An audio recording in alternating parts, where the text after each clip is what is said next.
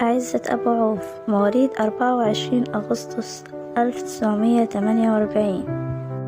والد عزت أبو عوف هو أحمد شفيق أبو عوف، موسيقار وملحن وضابط وعضو برلمان سابق. وكان عزت أبو عوف يحب العزف على البيانو، وانضم لفرقة بلاك كوتس. أسس عزت أبو عوف مع شقيقاته مها وميرفت ومنى ومنال فرقة الفور ام.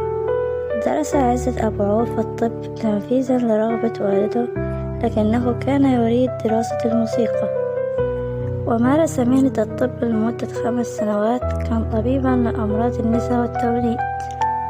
وحكي عزت أبو عوف عن فترة مزاولته لمهنة الطب: ولدت 200 بنت، ولا مرة جبت ولد، وفي الآخر كانوا بيتشائموا مني.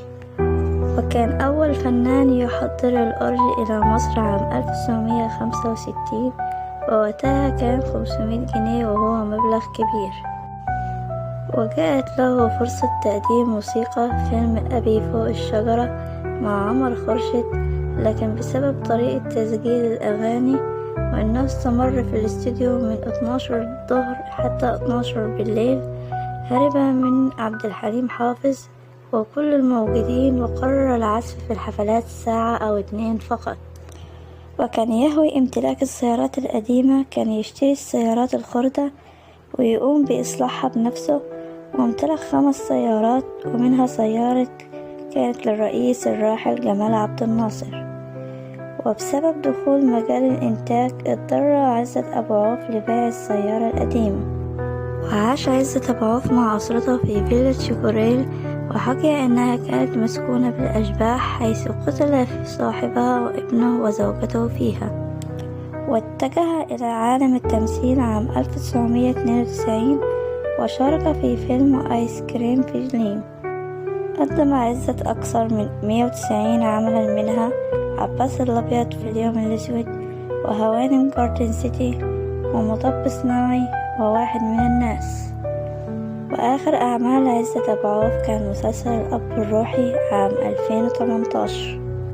اكتشف الفنان عزت أبو عوف الفنان محمد فؤاد وقدمه للساحة الفنية، وفي لمسة وفاء منه قام محمد فؤاد بتوثيق طريقة اكتشاف موهبته في فيلم إسماعيلية رايح جاي، وظهر فيه عزت أبو عوف بشخصيته الحقيقية. ترأس عزت أبو عوف مهرجان القاهرة السينمائي الدولي منذ عام 2006 وحتى 2012، وحقق نجاح كبير. تزوج عزت أبو عوف من السيدة فاطمة التي تعرف عليها وهو في عمر 15 عام. استمر زواج عزت وفاطمة 40 سنة، إلى أن توفيت عام 2012. ودخل عزت أبو عوف في حالة حزن، وأصيب بمشاكل في القلب، ووصلت إلى انسداد الشرايين، وخضع في 2015 لعملية قلب مفتوح. واعترف عزت أبو عوف في أكثر من لقاء أنه مر بتجارب نسائية خلال فترة زواجه من فاطمة، وكان يذهب بنفسه ويعترف لها أنه تزوج عليها، وكانت تسامحه من أجل أولادها. وقبل وفاة عزت أبو عوف تزوج من مديرة أعماله أميرة، وكانت أميرة مديرة أعمال عزت أبو عوف منذ عام 1999. ومر عزت أبو عوف بفترة صعبة، وذهب إلى مصحة نفسية و3 مستشفيات بعد رحيل زوجته فاطمة، وكان يخاف من الوحدة، لذا كان الزواج الحل الأمثل له. أولاد عزت أبو عوف ولدان هما المخرجة مريم أبو عوف وكمال أبو عوف. حرم عزت من رؤية حفيدته ابنة ابنه صبا، كان والدتها أمريكية، وبعد الانفصال أخذت حفيدته وسافرت، وأصيب بالاكتئاب. وتوفي عزت أبو عوف في 1 يوليو 2019، وكان يعاني من تعب في الكبد والقلب. اليوم ذكرى وفاة الفنان عزت أبو عوف الذي رحل عن عالمنا في 1 يوليو 2019. مشوار فني كبير وأعمال لا تنسى لعزت أبو عوف، سواء في التمثيل أو الغناء والعزف. عزت أبو عوف مواليد أغسطس عام 1948.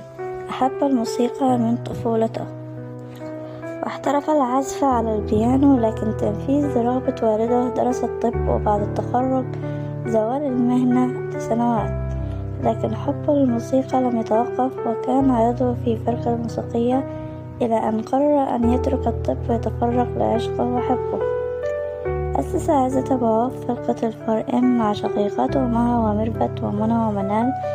حقق نجاحات كبيرة مع الفرقة، ثم افترقت الفرقة لزواج شقيقاته، وقرر هو الآخر الاتجاه للتمثيل وخوض تجاربه جديدة.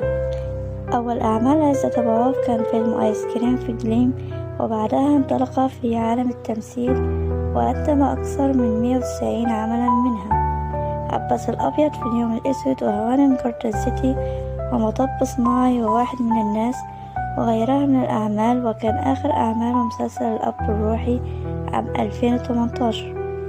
كان عزت أبو عوف يهوي امتلاك السيارات القديمة، كان يشتري السيارات الخردة ويقوم بإصلاحها بنفسه. امتلك 5 سيارات، ومنها واحدة قام بطلاقها أيضا بنفسه، ومنها سيارة كانت للرئيس الراحل جمال عبد الناصر. وبسبب دخول مجال الإنتاج اضطر عزت أبو عوف لبيع السيارة القديمة.